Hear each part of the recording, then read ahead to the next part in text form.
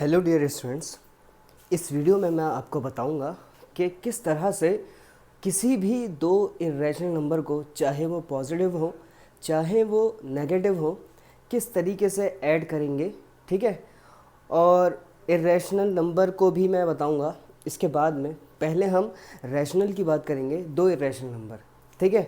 और इसके अंदर मैं ये भी बताऊंगा किस तरह से उनको मल्टीप्लाई किया जाता है, किस तरह से उनको डिवाइड किया जाता है और किस तरह से ऐड या सब्ट्रैक्ट किया जाता है। तो पहले मैं बात करूंगा कि हमारे पास अगर कोई भी रैशनल नंबर हो, ठीक है, तो उसमें एलसीएम लेने की भी ज़रूरत पड़ेगी और एलसीएम लेना भी मैं सिखाऊंगा। ठीक है। और लॉन्ग तरीका भी बताऊंगा मैं और शॉर्टकट भी बताऊंगा। ठीक है। तो प्लीज़ मेरे साथ बने रहिए और देखिए। जैसे अगर मैं एग्ज़ाम्पल के तौर पर दो नंबर ले लूँ, 3/5, और ये दोनों एडिशन में है किसी तीसरे नंबर के साथ, जो कि है मान लीजिए 7/2। ठीक है।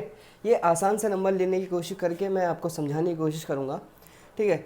तो अब इसमें क्या है, जब नंबर कुछ ऐसे होते हैं ना, 1/2 या फिर 7/2, तो ऐसी कंडीशन में हम, ये इरेशनल नंबर तो हैं मगर इनको जो है ऐड करना इनके मुकाबले में आसान होता है, क्योंकि इस कंडीशन में हमारा क्या होता है, ये जो डिनोमिनेटर में हमारे नंबर हैं उनसे एलसीएम लेना आसान है। एक तो क्योंकि दोनों 2 हैं तो एलसीएम भी 2 ही होगा। ठीक है। और दोनों में डिनोमिनेटर सेम है तो ऊपर के जो नंबर हैं वो एज इट इज़ ऐड या सब्ट्रैक्ट हो सकते हैं। तो ये एज इट इज़ हो जाएंगे। जैसे इसका आंसर हो जाएगा 8/2। अगर ये रिड्यूस हो सकते हैं तो रिड्यूस कर देंगे। जैसे 8 को 2 से डिवाइड किया जा सकता है तो ये हो जाएगा 4। ठीक है। अब मान लीजिए, अब ऐसी कंडीशन तो यहाँ है नहीं, तो इस कंडीशन में क्या करेंगे वो मैं आपको बताता हूँ। ठीक है। तो अब इसको करने से पहले हम इनका एलसीएम लेते हैं। तो एलसीएम में हम हमेशा डिनोमिनेटर वाले नंबर की बात करते हैं। तो एलसीएम में किसका लूँगा, एलसीएम लूँगा मैं जो डिनोमिनेटर में इस वक्त है 2 और 5। तो कैसे लेते हैं एलसीएम 2 और 5 का, इन दोनों नंबर को हम सबसे छोटे नंबर से स्टार्ट करते हैं कि ये दोनों नंबर सबसे छोटे, जैसे 2 से डिवाइड करने की कोशिश करेंगे तो 2 से जो नंबर डिवाइड हो जाएगा वो तो डिवाइड हो जाएगा, और जो डिवाइड नहीं होगा, जैसे ये जो 2 है वो 2 1 ज़ा 2, 2 1 ज़ा 2, इस तरीके से। यहाँ पे जैसे मान लो आपको पता नहीं है, जैसे मैं इससे पहले बताऊँ, मुझे मान लीजिए 10 का एलसीएम निकालना है, प्राइम फैक्टराइजेशन करना है। ठीक है। अब मुझे मालूम नहीं है कि यहाँ पे कौन सा नंबर आएगा। ठीक है। तो मुझे तो ये पता है कि इवन नंबर है तो 2 से डिवाइड होगा, पक्का डिवाइड होगा। तो अब मैं क्या करूँगा, यहाँ पे कौन सा नंबर आएगा, तो इसके लिए मैं 10 को 2 से डिवाइड करके देखूँगा। 2 5 ज़ा 10, यानी इसका मतलब ये है कि यहाँ पे क्या नंबर आने वाला है, 5 नंबर आने वाला है। ठीक है। अब फर्दर, अब ये 2 से डिवाइड होगा नहीं, उसके बाद थोड़ा आगे बढ़ूंगा, 3 से भी नहीं होगा, 5 से, हाँ, क्योंकि 5 जो है प्राइम नंबर होता है। प्राइम नंबर वो नंबर होते हैं जो 1 और खुद से डिवाइड हो सकते हैं। ठीक है। Which have only 2 factor, 1 and the number itself, उसको हम प्राइम नंबर कहते हैं। और जिसके 2 से ज़्यादा फैक्टर होते हैं उसको हम कंपोजिट नंबर कहते हैं। ठीक है। तो ये जो है प्राइम नंबर है तो 5 से ही डिवाइड हो पाएगा, और 5 1 ज़ा 5, तो ऐसे क्रॉस चेक कर सकते हो, 5 1 ज़ा 5 एंड 2 5 ज़ा 10। ठीक है। तो यही चीज़ अब मैं इनके साथ करूँगा। 2 और 5 का एलसीएम लूँगा, सबसे छोटा नंबर लिया मैंने, जो डिवाइड हो सकता था तो वो तो हो जाएगा, जैसे 2 जो है 2 1 ज़ा 2, और जो डिवाइड नहीं होगा तो वो पूरा का पूरा लिखा जाएगा, यानी 5 एज इट इज़ रहेगा। अब देखिए अगली लाइन में 1 को कभी भी नहीं करेंगे हम डिवाइड, 1 तो गया। ठीक है। अब हम क्या करेंगे, 2 से डिवाइड तो हो नहीं सकता 5, 3 से भी नहीं हो सकता, यानी अब ये सिर्फ 5 से ही होगा।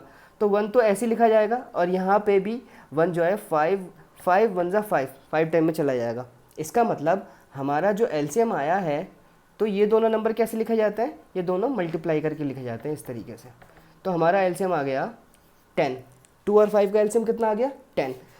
अब मैं क्या करूँगा, दो तरीके इस्तेमाल करूँगा। पहला मैं इक्विवेलेंट नंबर लेकर उसको सॉल्व करूँगा, इसको ऐड करूँगा। उसके बाद दूसरा तरीका भी इस्तेमाल करूँगा। ठीक है। अब मुझे पता चल गया भाई इनका जो एलसीएम है वो है 10। ठीक है।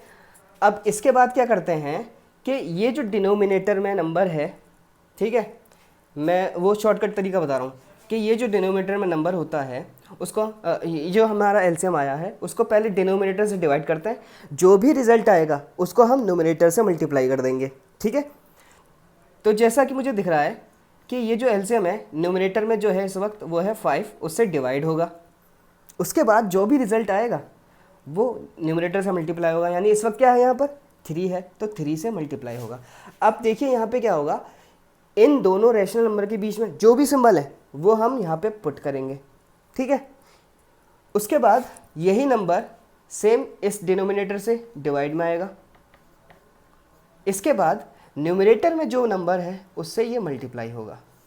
ठीक है, अब इतना करने के बाद देखिए 10 जो है 5 से डिवाइड होगा और डिवाइड करना तो आता ही होगा, 10 डिवाइड बाई 5 तो 5 2 ज़ा 10 होता है, यानी 10 जब 5 से डिवाइड होगा तो हमारे पास रिजल्ट कितना आ रहा है 2, तो यहाँ पे लिखूंगा मैं 2 और मल्टीप्लाई किससे हो रहा है ये 3 से, और यहाँ पे क्या है प्लस। ऐसे ही 2 जो है 10 जो है 2 से डिवाइड होगा तो कितना आएगा 5 आएगा, मल्टीप्लाई किससे हो रहा है 7 से, और जो डिवाइड में नंबर है इस वक्त वो एज इट इज़ लिखा जाएगा। इसके आगे 2 3 ज़ा होता है 6, यहाँ पे प्लस आ गया, फिर 5 7 ज़ा होता है 35 अपॉन जो नंबर है डिवाइड में वो आ जाएगा एज इट इज़। अब क्या है ऊपर वाला number as it is add किया जाएगा तो ये हो जाएगा 41 और डिवाइड में जो नंबर है वो ऐसे लिख दिया जाएगा। तो इस तरीके से जो इसका रिज़ल्ट आया है वो आया है 41/10।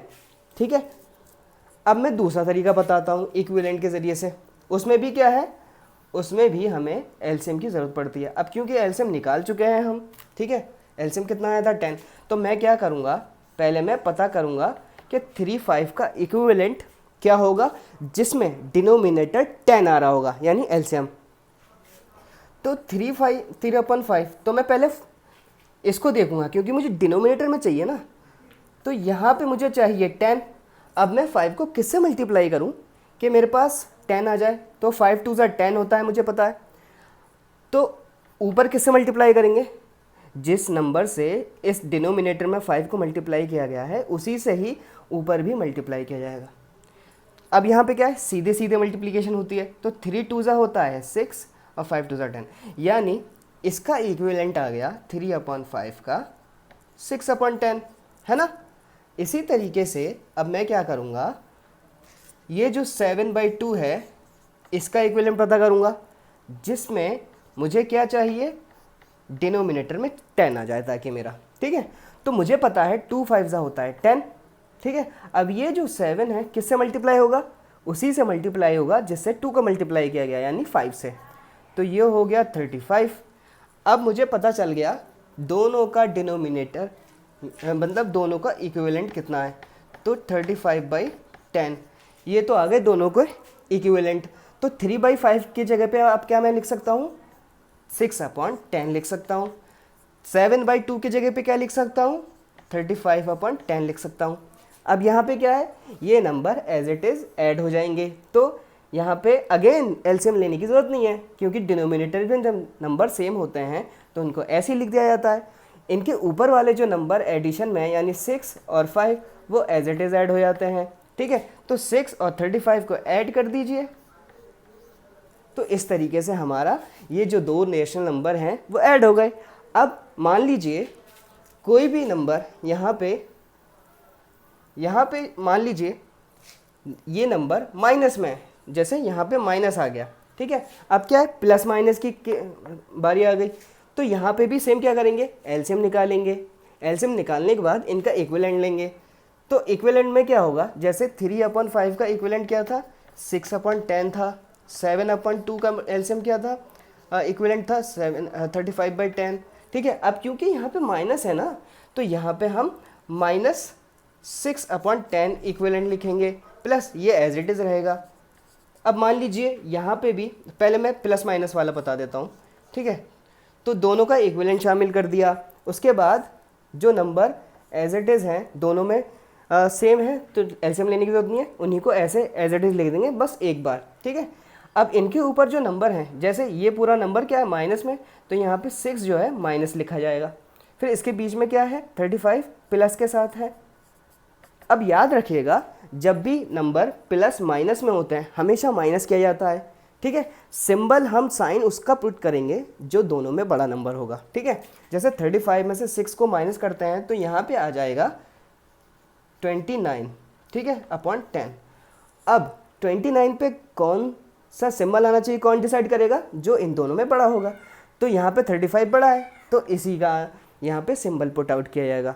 अब मान लीजिए कि यहाँ पे दोनों नंबर माइनस में जा रहे हैं, ठीक है, दोनों नंबर माइनस में है, तो यहाँ पे क्या करेंगे, दोनों का एलसीएम लेंगे। एलसीएम लेने के बाद 5 और 2 का 10 आ जाएगा, दोनों का इक्विवेलेंट रखेंगे। इक्विवेलेंट रखने के बाद अब यहाँ पे क्या होगा, एज इट इज़ जो मैं बता रहा था, यहाँ पे इक्विवेलेंट लेने के बाद दोनों सेम है तो सेम नंबर लिख दिए वन टाइम, ठीक है। उसके बाद जो नंबर एज इट इज़ है सिंबल के साथ उसको रख दीजिए। जैसे 6 माइनस में है, 35 भी माइनस में है। अब क्या होता है, जब भी दोनों नंबर माइनस में हो या दोनों नंबर प्लस में हो, तो जब दोनों नंबर माइनस में हो तब भी ऐड किया जाएगा, और दोनों नंबर प्लस होते हैं तो वो तो ऐड किया ही जाता है। पर शर्त क्या होती है इसके अंदर, अगर दोनों नंबर प्लस में है तो प्लस किया जाएगा, सिंबल कौन सा लगेगा, जो दोनों नंबर पर है।